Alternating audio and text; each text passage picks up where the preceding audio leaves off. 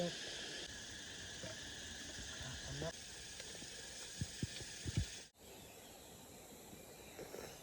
บสบายดีตอนเช้านะแล้วก็วันนี้ก็เป็นตอนเช้าวันใหม่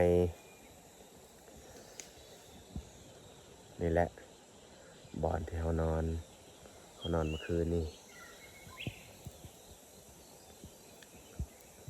ตอนเช้านี่เขาหุงข้าวแล้วก็หุงข้าวแล้วสิออกไปยามมองแล้วก็ไปหวานแฮเลยโอเคมันแต่ทุกคนสามารถติดตามจากหน่อยว่าเฮาสิได้หรือบอ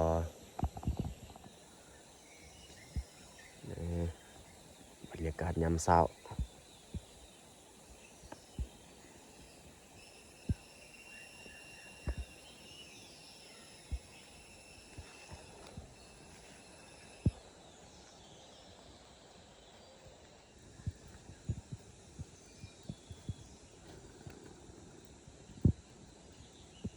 ตอนเช้านี่เขาหุงข้าวเจ้า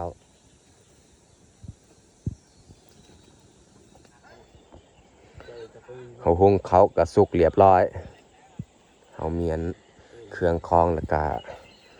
สิออกไปยามมองแล้วก็ไปหวานแฮเลย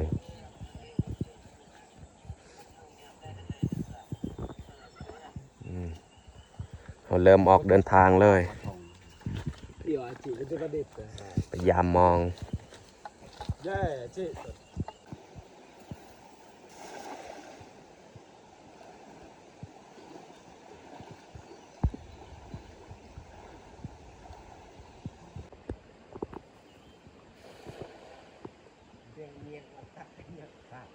เรานกที่ยงไอ้จอกละบ้าดอกลำที่เวงตัวนึงแล้วคือเบื้องต้นเป็นเรื่องเล็กเป็นเสือว้าคือตัวนึงทีมันเอาออกเลยทีมจะนั่งยากมันขาดมันเกี่ยวไปเกี่ยวมานี่มันขาดเลย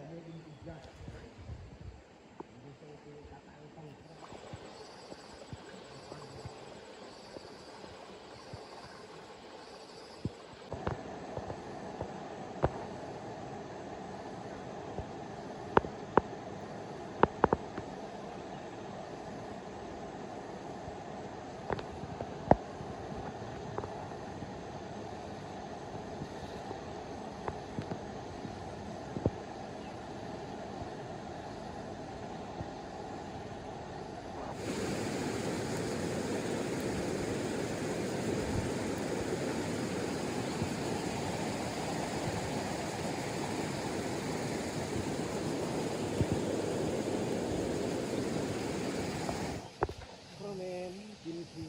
ที่เฮียอีสับบอกเลยอีสับองกีฬาว้าวบักมาก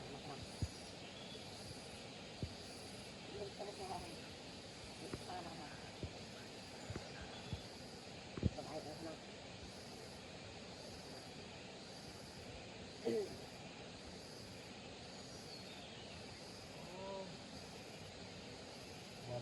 ต่อ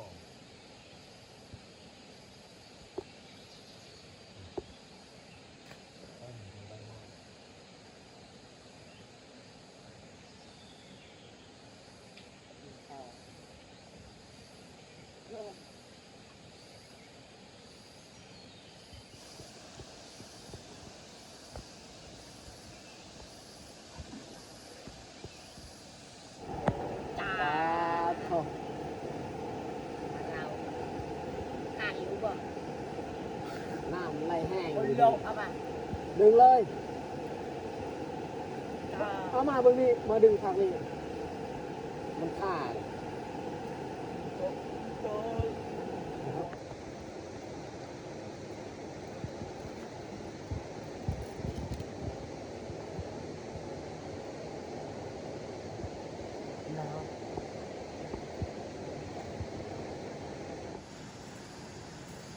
ปลาดน้องนี่ตอนเช้านี่หากก็ได้ตัวเดียวปลาดนี่เมื่อวานนี่ได้3-4ตัว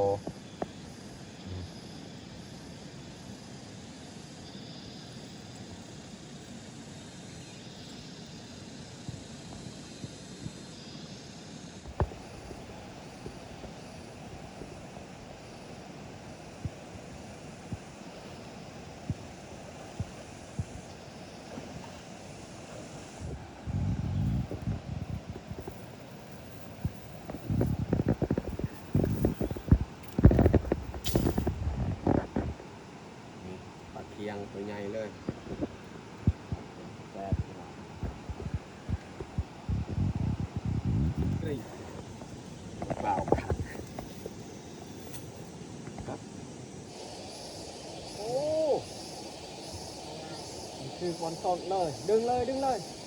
ดึงไว้ไว้ยันมันขาดเลย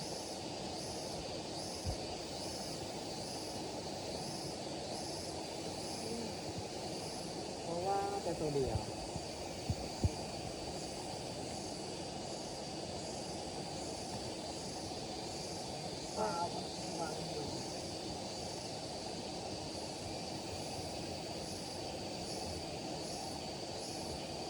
ตัวเดียววันนี้หลังสุดท้าย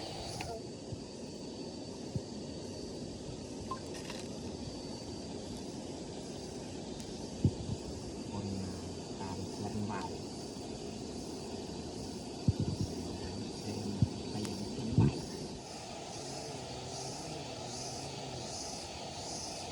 อันต่อ ตอนนี้มีเฮากลับฮอตที่พักแล้วเราจะไปเฮ็ดของกินก่อนอันใหญ่นี่เฮ็ดความสะอาดป่าที่เราหาได้ให้น้องแยกนี่ไปตักน้ำแต่นั้นเพื่อเราจะล้าง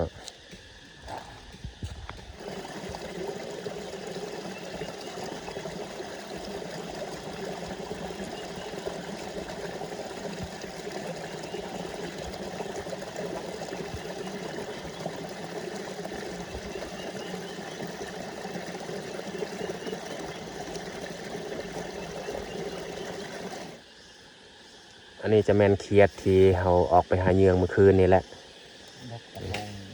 ปลาลาดปลาจาดอีกตัวหนึ่งเคียดจะแม่นผลงานเมื่อคืนนี้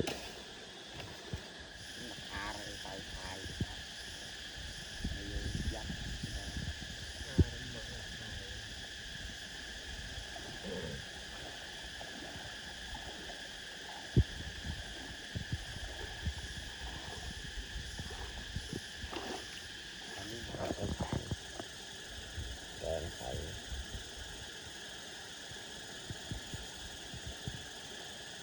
งาม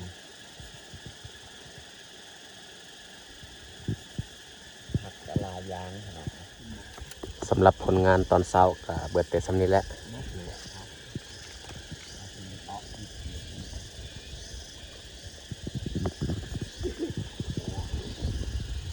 10 ปลายกว่าโตเขียดเราจะเห็ดกินเลย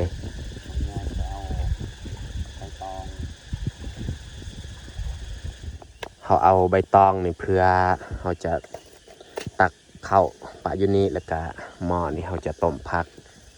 เห็ดของกินอีกโอ้ทองดังโกรกและสงสัยหิวแห้งเข้ากับลายเติบนี่ตัวนี้แมนข้าวเหนียวที่เมื่อวานนี่แหละเขากินโบเบิดเขาเมื่อวานมันแต่เขาจะเอาบวงนี่ตักเลยหรือว่าเขาลองทอกก่อนถ้าว่าทอกบ่ได้นี่เขาจะตักออกทีละน้อย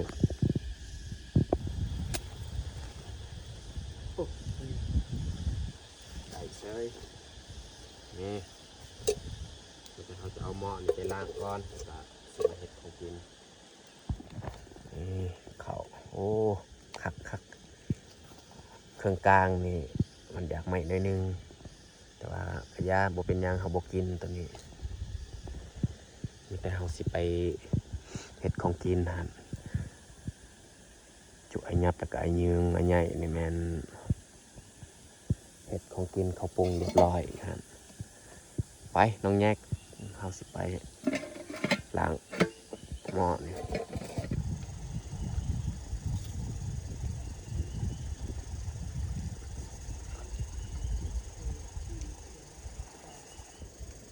กระตุกดากเลย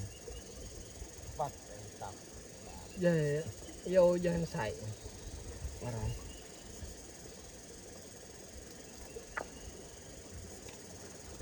เต่านี่เด้ รันยุ่งไต ไอ้จะลาเนี่ยนะไอ้จะนะกระเบินนี่ไอ้เต่า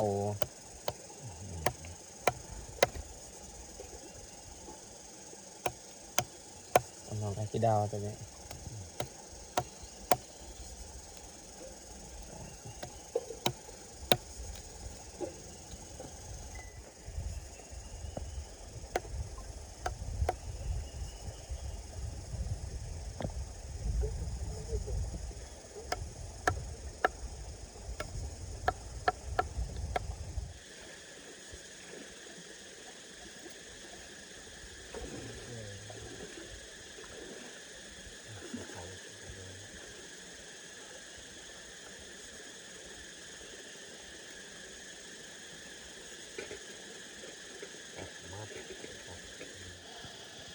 ใส่ขา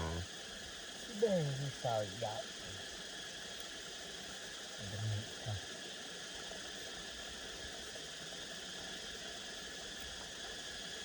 ยังไงตักเลียกได้เลยท้าย โอ้จะhọc được gì đang có ta phải ăn gì ba sẽ lên này ba sẽ tự nhiên đi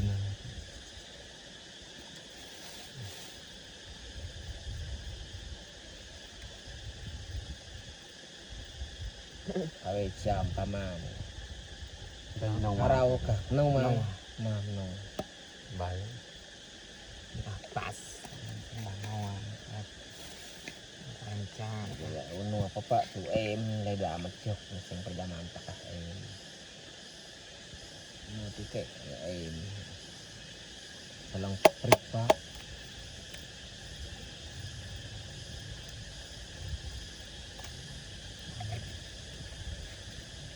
căng căng đã pass lên kalau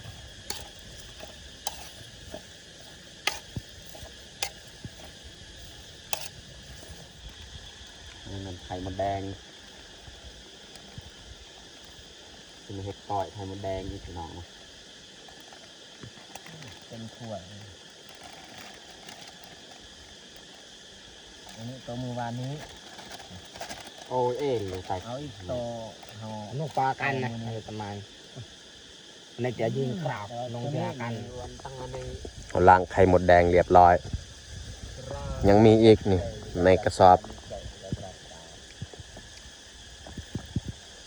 เขาปะไว้เพื่อให้แม่มันออกแล้วก็จึงคอยเอาไข่มัน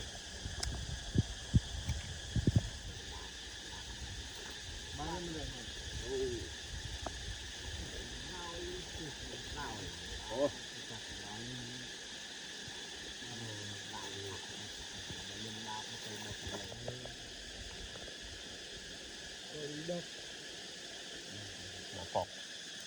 วอดได้ทายเงินเลยขับหัว จะต้มผักอยู่นี้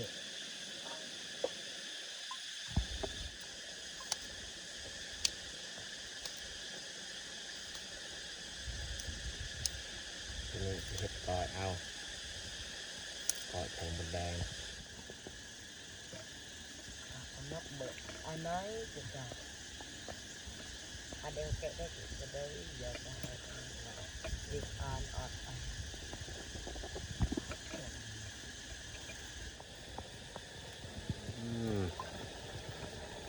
ฝดเรียบร้อย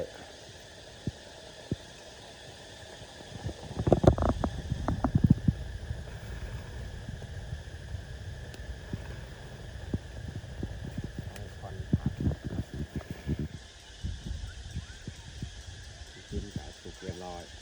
นี่จะปรุงเลย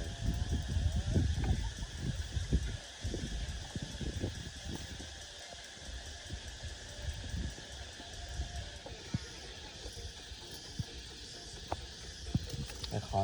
ย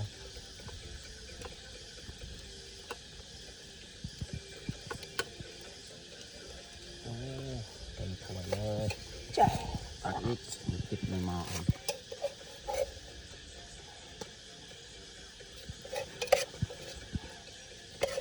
นี่เขาตักเรียบร้อยอันนี้เมนผักนี่มันแต่ผักเบิดเขาใส่ยังอีกเมนูสุดท้ายนั่นก็คือไข่มดแดง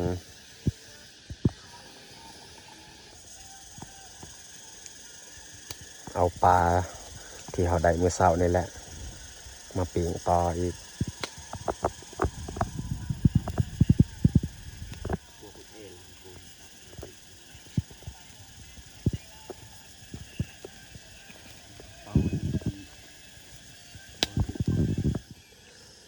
ของกินของเฮาก็สุกเรียบร้อยนี่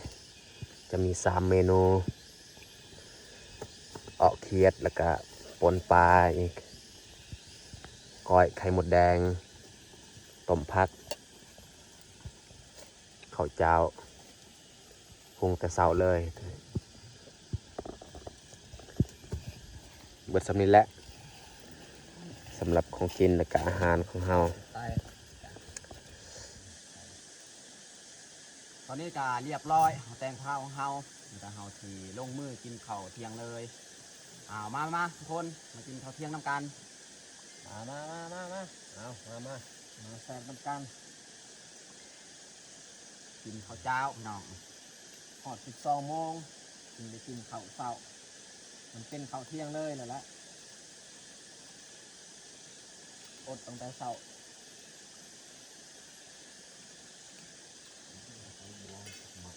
อะไรใส่บวงกันจ้ะ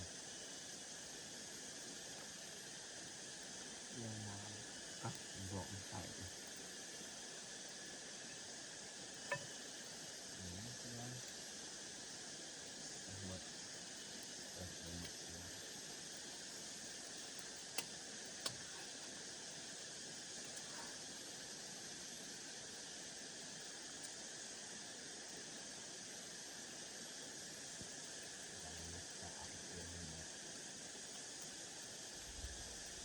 เหล้า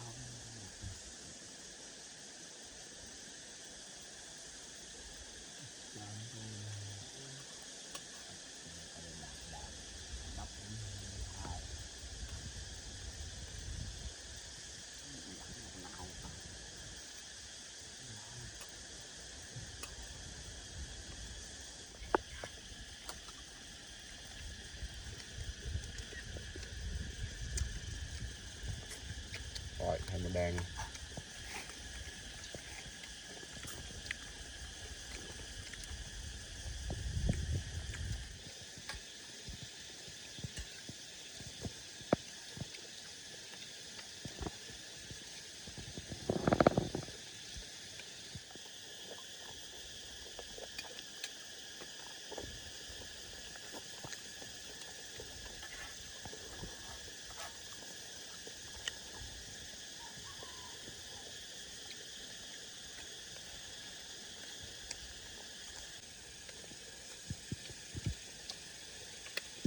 คือหืนมาจากยาวก็บาดจะเหตุเวียดถ่ายทานถ่ายเป็นตะกลบจะได้เอลเด็กลุงตัวไอ้ตับเอาไปบริบทโดน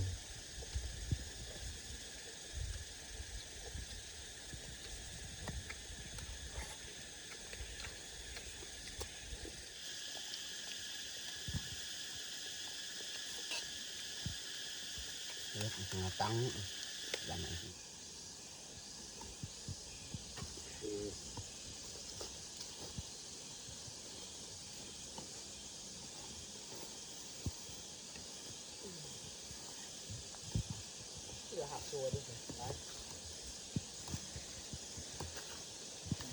ยังดอกกุมเปอร์ตูเล่นเด็ก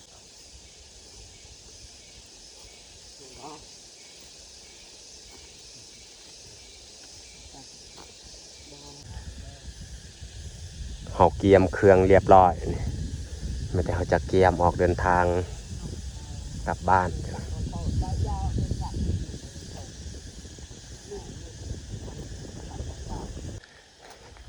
เขาเริ่มออกเดินทางแล้วตอนนี้ก็เวลา1 โมงแล้วเพราะว่าจักหน่อยนี่ประมาณ 2-3 โมงนี่ยันฝนตกเพราะว่าฟ้าห้องแล้วและสำหรับคลิปนี้ก็สิจบลงอยู่นี่เลยถ้ามักคลิปแบบออกหากินก็อย่าลืมกดไลค์กดติดตามและกดแชร์เพื่อเป็นกำลังใจให้ทีมงานไอ้น้องเฮาได้เฮ็ดอีกคลิปต่อๆไป